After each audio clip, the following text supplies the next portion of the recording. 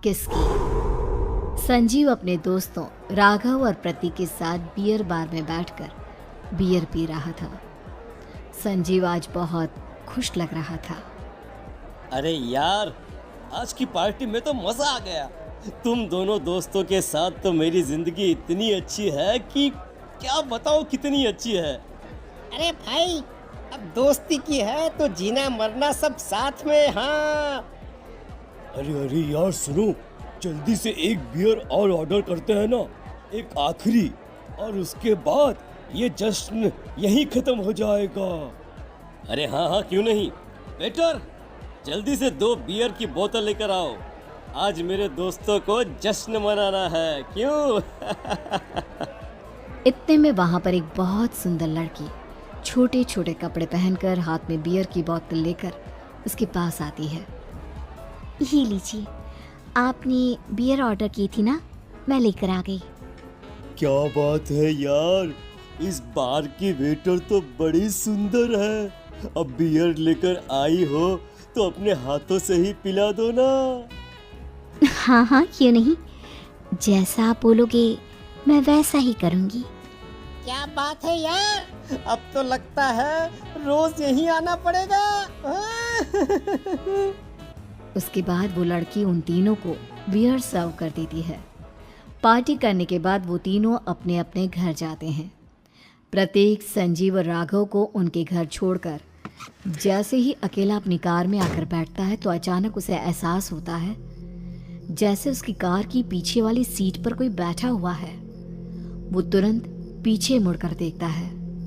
तुम यहाँ क्या कर रही हो? और तुम मेरी कार में कब आई? अरे तुम तो बार में वेटर थी ना। बस ऐसे ही मेरा दिल कर रहा था आपके साथ आपके घर चलने का, इसलिए मैं आपके साथ चली आई। अरे लेकिन तुम मेरी कार में आई कब? अभी कुछ देर पहले तो यहाँ पर मेरे दोस्त बैठे हुए थे। प्रतीक के इतना बोलते ही उस लड़के का चेहरा खतरनाक तरीके से बदल जाता है। उसकी आंखें पत्थर की तरह सफेद और पूरे शरीर पर नीली नीली नसें उभर आती है।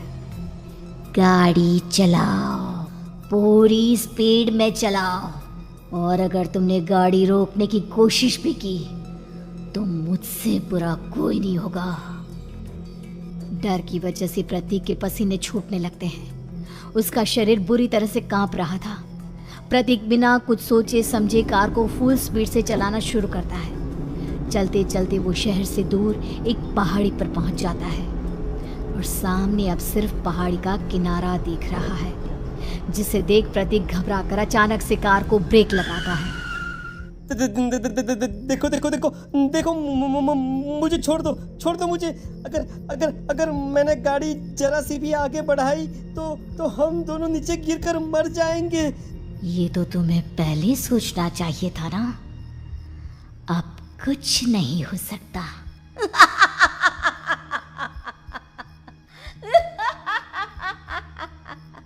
छोड़ दो मुझे।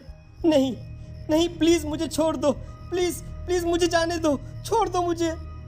गाड़ी आगे बढ़ाओ। और तभी अचानक से बिना प्रतीक के स्टार्ट किए उनकी कार आगे बढ़ती है और गहरी खाई में गिर जाती है। उसके चीखने की आवाज़ें चारों तरफ सुनाई देती है।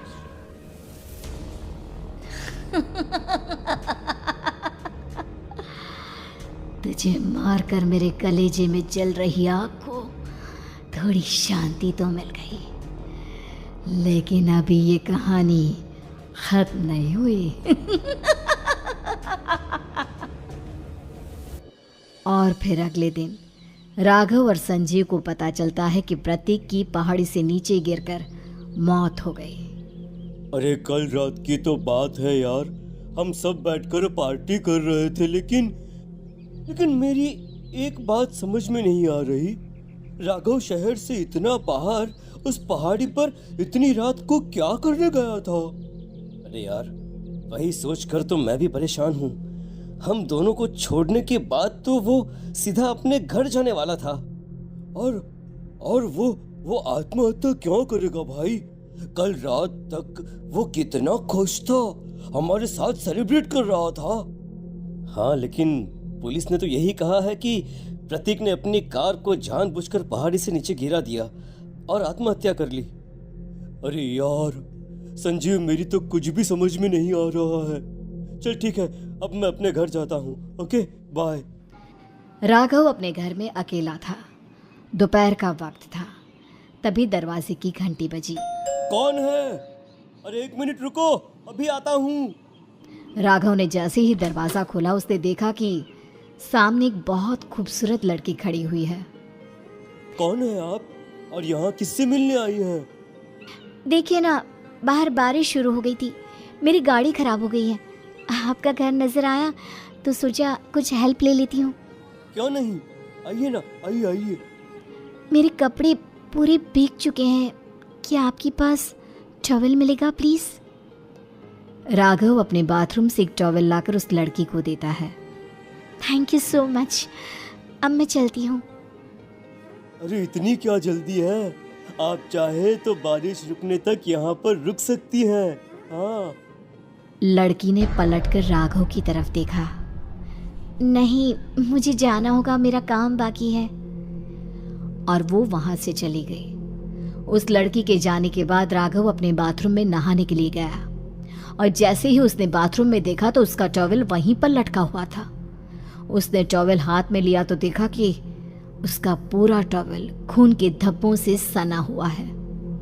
अरे अरे ये क्या? ये टॉवल तो मैंने उस लड़की को दे दिया था। ये वापस मेरे बाथरूम में कैसे आ गया? और इस पर ये खून के धब्बे कहाँ से आ गए?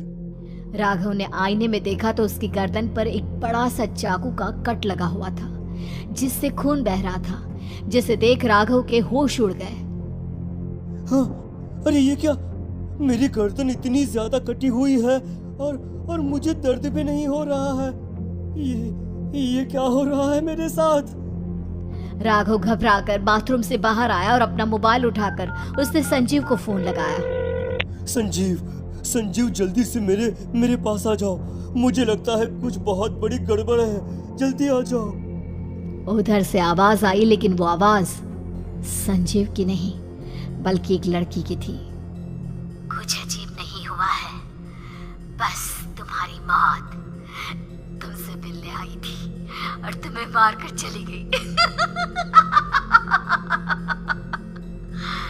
अब तुम इस दुनिया का हिस्सा नहीं हो राघव, इसलिए तुम्हें अपनी गर्दन के कटने का दर्द भी महसूस नहीं हो रहा।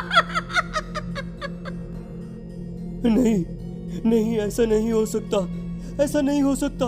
कौन हो तुम? तुम्हारी मौत। अब संजीव के पास खबर पहुंचती है कि राघव ने अपने ही घर में चाकू से गर्दन काटकर आत्महत्या कर ली। ये सुनने के बाद संजीव के होश उड़ गए। वो पसीने से तरबतर हो गया और एक अनजाना डर अब उसके दिल को सताने लगा। संजीव के साथ ही उसका एक छोटा भाई राजीव भी रहा करता था। अपने भाई को इस तरह परेशान देखकर राजीव उसके पास आया। अरे भैया, क्या हुआ भैया? आप इतने घबराए हुए क्यों लग रहे हैं? प्रतीक और राघव की मौत, मेरा मतलब मेरी कुछ समझ में नहीं आ रहा भाई। अचानक से मेरे दोनों दोस्तों ने आत्महत्या क्यों कर ली? अरे वो तो मेरी भी समझ में नहीं आ रहा है भैया। हाँ, हो सकता है कि कोई परेशानी होगी और इसीलिए उन्होंने ऐसा किया होगा। हाँ, लेकिन दोनों की जिंदगी में एक साथ परेशानी और दोनों का इतनी खतरनाक तरीके से आत्महत्या करना, कहीं ऐसा तो नहीं मैं भी मर जाऊंगा? अरे आप ऐसी बातें क्यों कर रहे हैं भैया? वैसे ही मैं इतना परेशान हूँ। जब से अंजलि ने मेरा साथ छोड़ा है तब से सब कुछ बहुत अजीब सा हो गया है।